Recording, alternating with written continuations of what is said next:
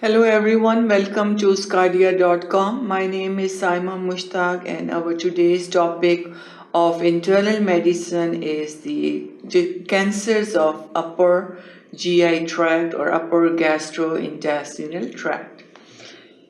We will cover our topic in 5 sections. In the first section, we will talk about the esophageal cancer. What's the etiology of esophageal cancer? What's the clinical features of esophageal cancers?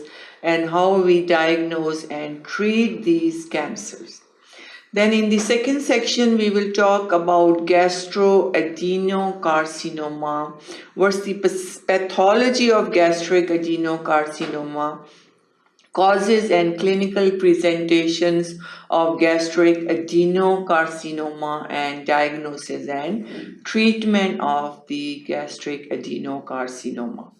Then in the third section, we will talk about the primary gastric lymphomas, clinical features and treatment, and also gastric non-lymphoid sarcomas.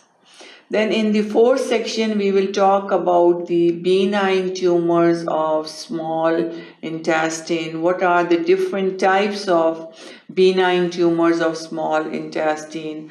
What is the presentation and clinical features of leiomyoma and some other benign tumors of small intestine?